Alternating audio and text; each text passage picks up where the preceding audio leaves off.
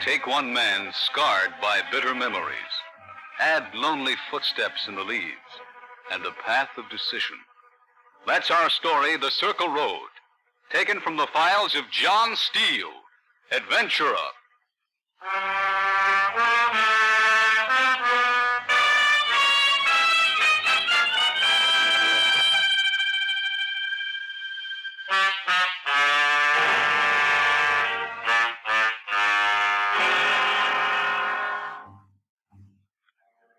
Hello, friends.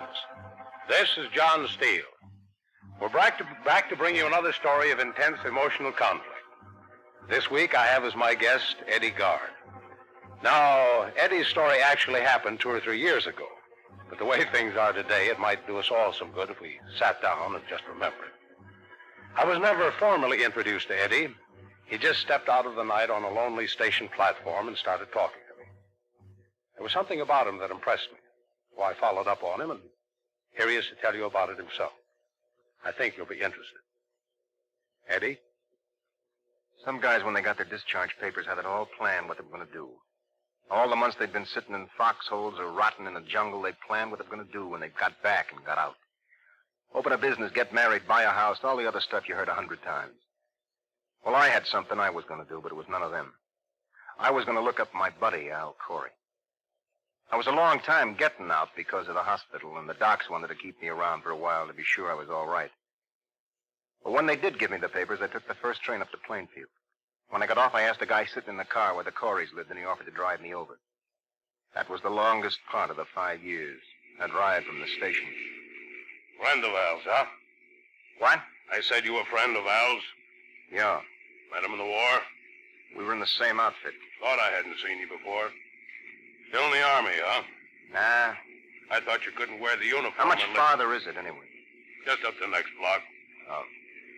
Bring back any souvenirs? What? From the war? Oh, no, nothing important. I see. Well, here you are. Well, you want to get out? Yeah. Ought to be somebody home. Thanks. Soldier, Yeah? we got a quiet town. Keep it that way. What do you mean? That's what I said.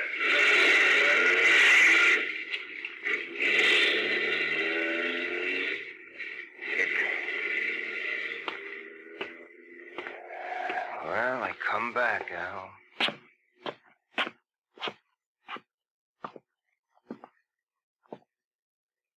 I come back, Al.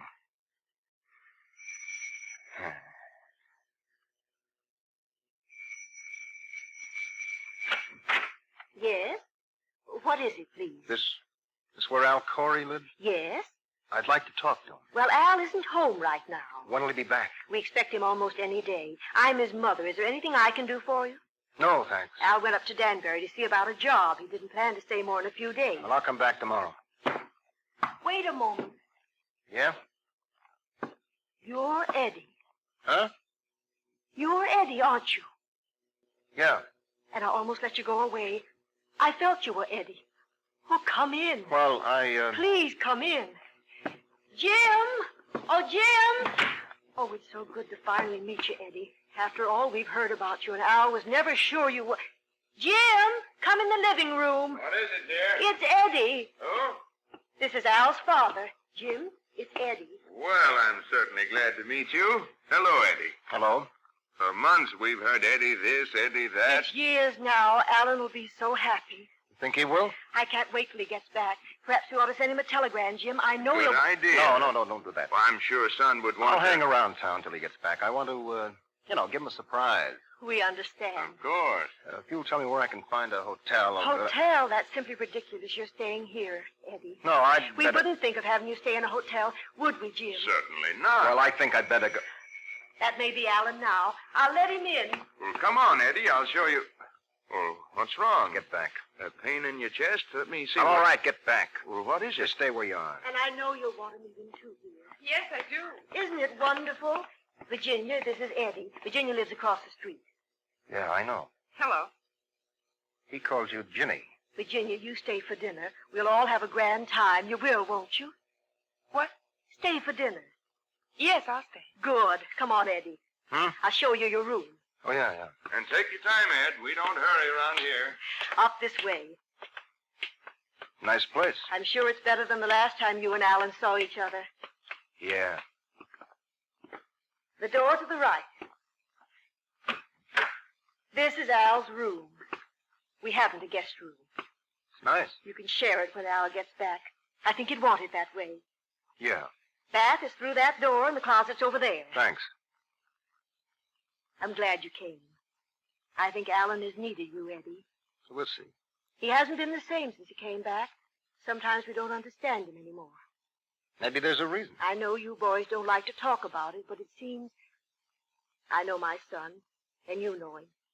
He's been going around in circles ever since he came back. I'm sure you'll be a wonderful help. I will. I'm sure of it. But you're tired. You want to rest up. I'm okay. Here, now, give me your coat, and What? What's that? Nothing. I didn't mean to let it fall out of your coat. It's a gun, isn't it? Yeah. It's an ugly thing. Kind of pretty when you need it. Neat little revolver. What on earth are you carrying a thing like that around for? It's a souvenir. I was going to give it to Al. It isn't loaded, is it? No, just a souvenir. Oh. Well, I'll call you when dinner's ready. Make yourself completely at home. I will.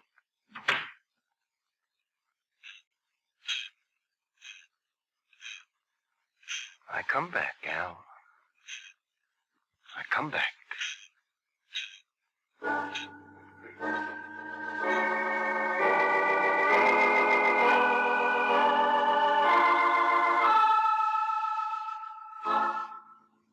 It was a good dinner Al's mother served up that night, and the talk around the table was mostly about me and Al and what Al would say when he saw me.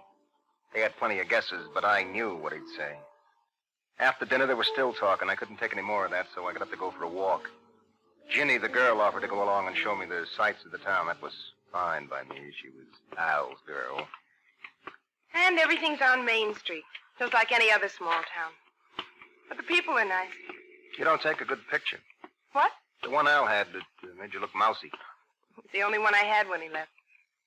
Besides, maybe I've changed in 5 or 6 years. Yeah. Al always said you were going to get married when he came back. You're not, are you? No, Why not? didn't work out. That's no answer. It was different. Something had changed, that's all. Somebody else? I don't know. Yeah, come on. What? This looks good enough. Don't you want to walk? Maybe later. Let's have a drink. I don't know about this place. I've never been inside. It's a bar, isn't it? Come on. All right, Ed.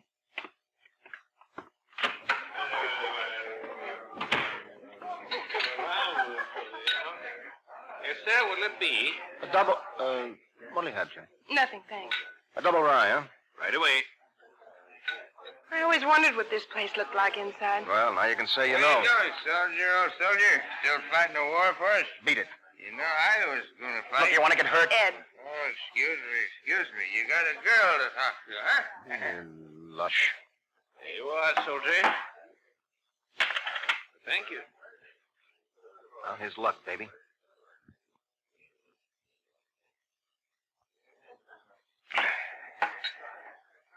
Ed, Yeah? what do you want? I don't want anything. Why'd you come then? I wanted to see Al. Yes. Wanted to look up my old buddy. Why didn't you come before this? I came as quick as I could. The war's been over 1.5 years. Has it? Were you hurt? In a If you hospital? don't mind, I'd rather not talk about it. Of course, Ed. Oh, I'm sorry. It's all right. Yeah, I was hurt. You don't have to. I want to. Funny thing. Back in the Army, you don't talk much. Everybody's going through the same thing. There's no need to. I guess I'd forgotten what it's like to talk to somebody that wasn't there. Doesn't know what it was all about. Were you badly hurt? Oh, there were a lot hurt worse. Leg? How'd you know? I don't limp. Only a little. Yeah. I've learned to use it pretty good. You're the first one that's known. Sorry. What's there to be sorry about? I'm here, ain't I? Are you sure you want to see Al? Oh, yeah, I want to see him. I don't think you should. That's where you're wrong, baby. Hey, soldier boy. Oh, let go of me. Just want to buy you a drink. Thought I told you to beat it. Ah, don't get sore, soldier boy. War's over. What would you know about it? Ed, Going to get tough, huh? That's the trouble with you guys. Get out of he here. doesn't understand. Get out. Who do you think you're shoving? Please. Lousy bum. Ed. War's over. Oh, yeah. Ed, you shouldn't have. What's the matter with you? Lousy lush. You stay right where you are, mister. I'm calling the cops. Please, if you'll just let You us... can't do things like Please, that. if Cops will straighten him out. Who's he think he is?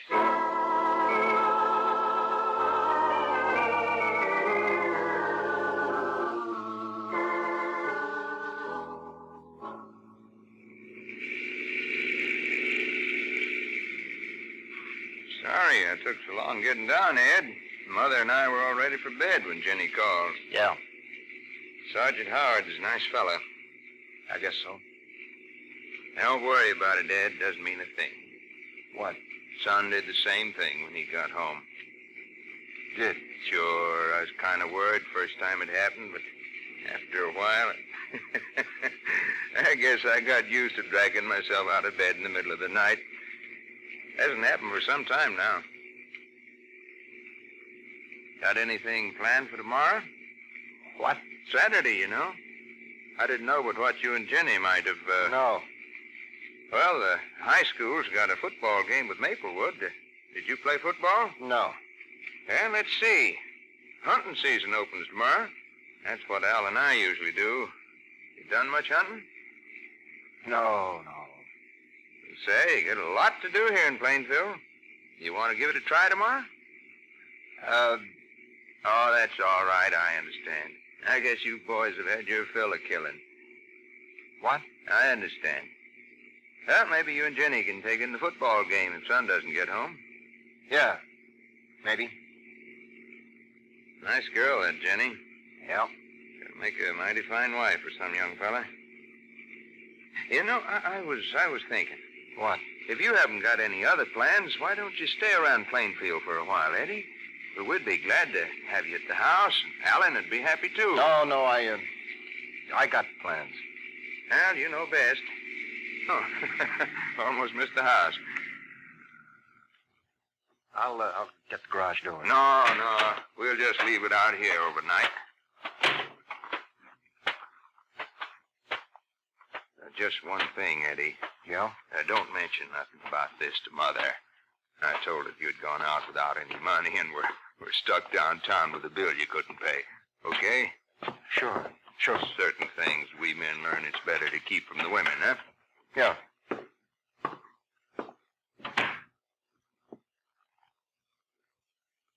Mr. Corey, Yes, Eddie? I just want to say that I'm sorry. Now, don't worry about it, Eddie. Take a little time, but you'll get back on your feet again. I know you will. Yeah. Oh, good night, Mr. Corey. Good night, son.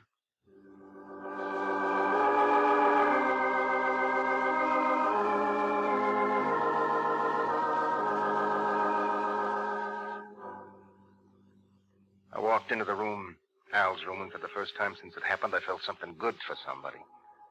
I walked around the room looking at his things. A baseball hanging on the wall, somebody had written on it, "No hit, no run game, pitched by Al Corey." Picture of a football team with Al in the middle holding a football, and underneath it, Plainfield High School 1936 Group 3 champions. Mrs. Corey had left a pair of pajamas on the chair and a glass of milk and some crackers on the table. This was the way to live. It wasn't until I sat down on the bed and took the harness off my leg that it all came back.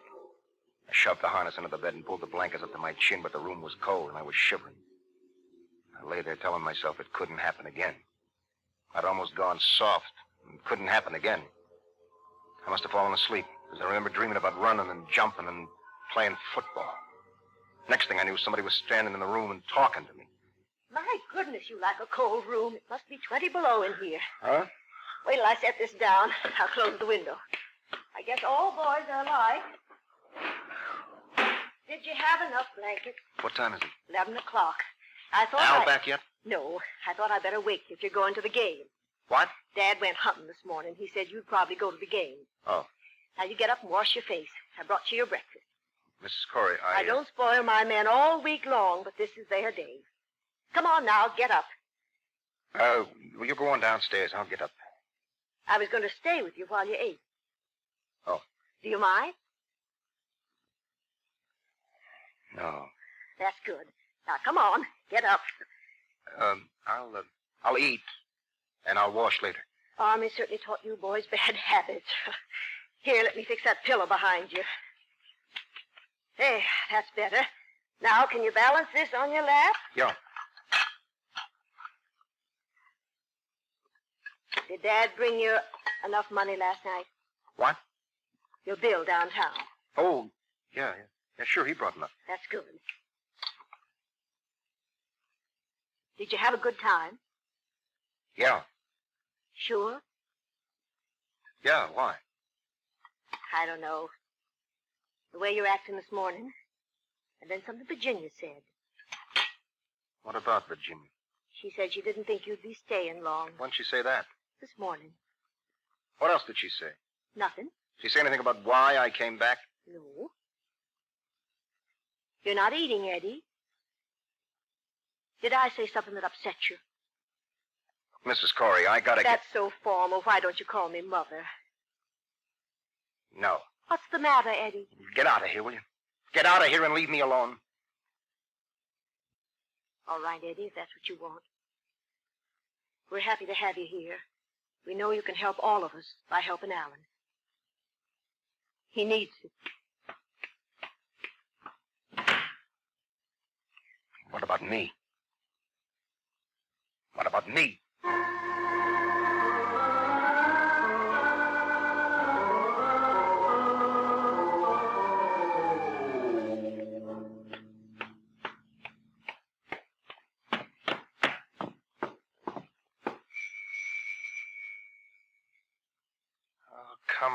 Come on, will you?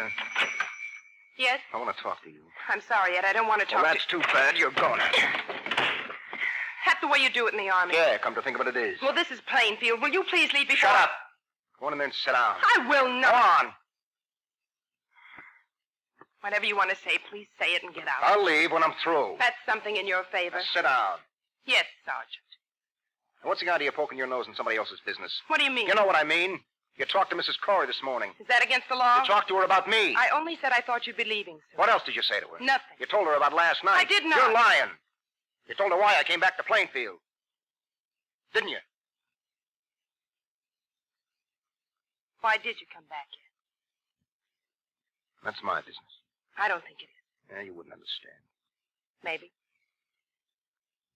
Look, Ed. I'm awfully sorry for you with your leg. Don't be. I'm afraid of you, too. Afraid? You hit that man at the bar last night. He had it coming. He wanted to buy you a drink. Oh, he stands there. I know what he said, and he was right. The war is over. I don't know why you came back to see Al, but I'm afraid. Why? Something in you. Vicious, I don't know. You're crazy. I don't want you to be afraid of me. I don't want to be. What's between Al and myself has nothing to do with you and me. I think it has. No, it hasn't. You and me were right here today. Al, well, that happened back during the war. Then leave it there. I can't. I see. Now, Ginny. I think you'd better go. Why? You're different, Ed. You're not like us. You don't belong in Plainfield or any other town like it. What? I don't know whether the war made you this way or if you were like this before, What but... way? Mean and ugly. Sorry, Ed. I didn't want to say that. Please go. Sure, I'll go. Not until I told you a few things. I said last night it was good to talk to somebody that wasn't there, didn't know what it was all about. Well, I've changed my mind. Oh, sure, the war was tough on you. You give up a couple of gallons of gas, a pint of heavy cream. Now do you know what it feels like to fight when you don't even know what you're fighting for? To be cold and hungry with your clothes crawling with lice and your food like a cold baseball in your stomach, and you fight anyway. Now do you know what it feels like to have your leg shot off? And all because a lousy yellow rat was supposed to cover you, but he didn't because he didn't have the guts! Sure, I'll go. And glad to.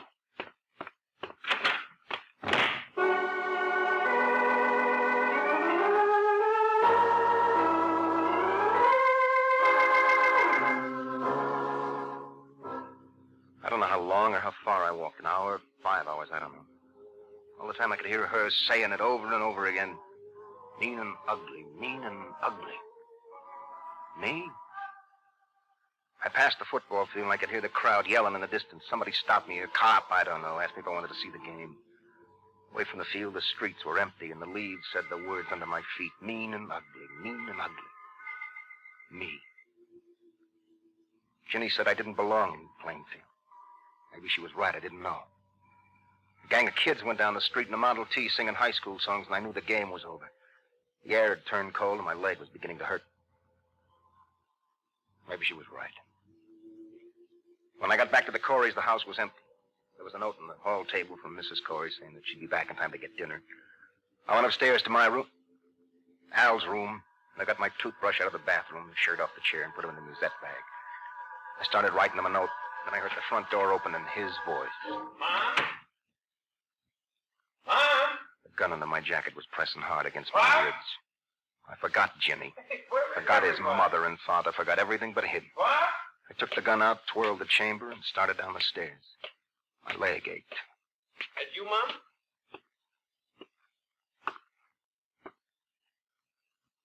No, Al, it's me. Ed. Yeah. I come back, Al. I come back. What took you so long? I've been in the hospital. You all right now? Oh, yeah.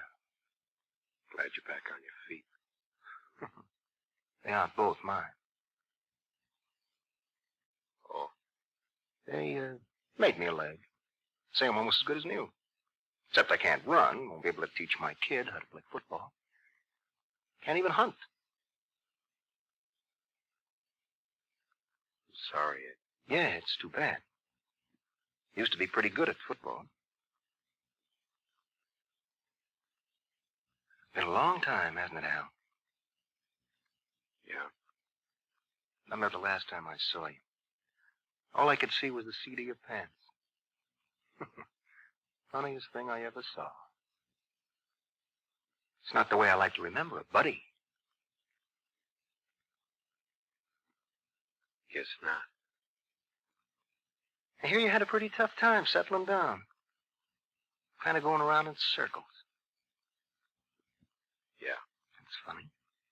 You got a lot of things here most guys don't have. Good home. Good mother, father. Nice girl across the street. Should have been easy. It wasn't. That's too bad. Look, Ed, everyone has his own problem. You've been my biggest one. Yeah?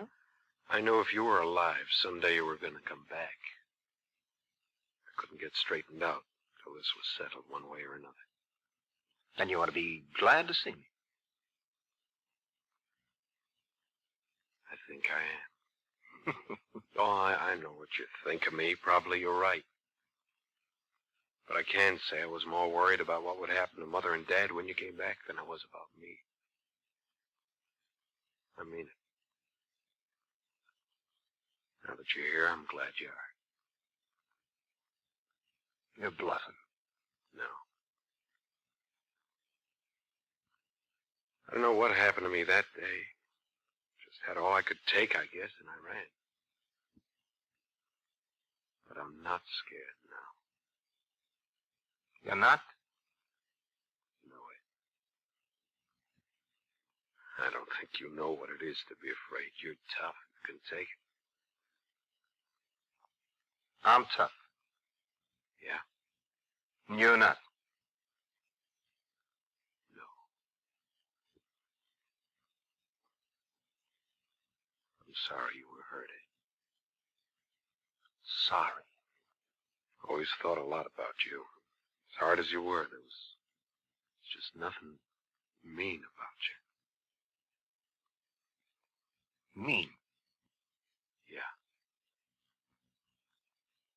I didn't like being the guy who let you down. Maybe that wasn't your fault. Look, kid, I'm getting out of here. Just stand where you are and don't say a word, because I might change my mind. Ed, Shut up. Just do me one favor, will you? You see your mother and father. Tell them the next time they raise a son, teach him how to be a man. Don't let him find out for himself. Goodbye, Al.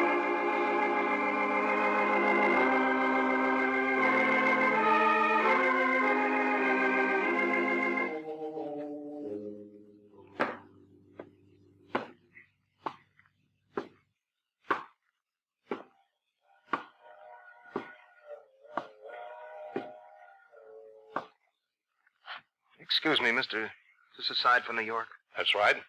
What's the next train? Be along in a minute. Ticket window's closed. You can get one on the train. Thanks. 101st Infantry, Yeah.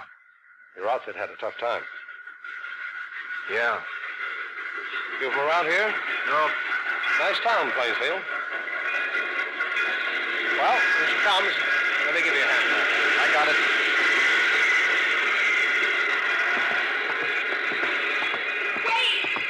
Eddie, wait! Calling you? Huh? Eddie! Oh, Eddie, I've been looking all over for you. Ginny. I'm coming with you. No. Al told me what you did. I'm coming with you. No, I baby. was wrong, Eddie. I was so wrong. No, you were right. I got a lot to learn about being a civilian. I'll help you. I'm not even sure it'll work. This is something I got to do alone. Coming, soldier? Yep. I'll wait for you, Eddie. That's up to you, baby. I'll wait for you. Cross my heart. Then I'll be back. Ginny, did you hear me? I'll be back.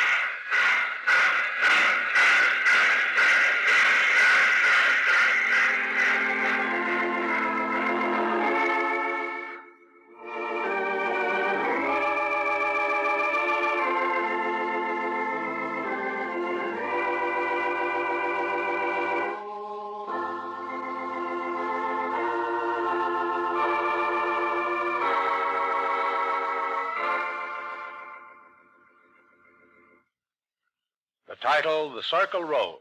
The story of a man who learned that the handbook of battle is not the manual of peace. Well, friends, if you liked Eddie's story, why not come back again next week? I'll have the story of a man who sacrificed his integrity among men for a mission of honor. I like to call it Cargo X.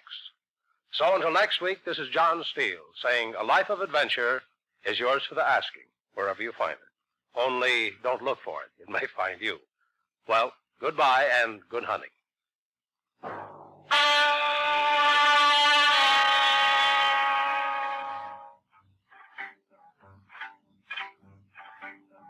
John Steele Adventurer is produced by Robert Monroe, written and directed by Elliot Drake. John Larkin was heard as Eddie. Also in our cast were Jim Bowles, Joyce Gordon, Abby Lewis, and Ross Martin. John Steele is played by Don Douglas. Musical effects were created by Doc Whipple, and your announcer is Ted Melly. Remember, next week, Mutual presents Cargo X, another story of suspense and action from the files of John Steele, Adventurer. This program came from New York. Follow clues down Mutual's mystery lane to further thrills and chills. Along the Sunday avenue of mystery and suspense are Martin Kane, the two-fisted gumshoe, the shadow in a cloak of invisibility, true detective mysteries with real-life cases, and Nick Carter, master detective. Weekdays, hear I Love a Mystery every night over most of these same stations with the fabulous adventurers Jack, Doc, and Reggie in eerie investigations. Remember, all roads lead to Mutual when you travel the mystery trail, where the announcer says, "This is the Mutual Broadcasting System."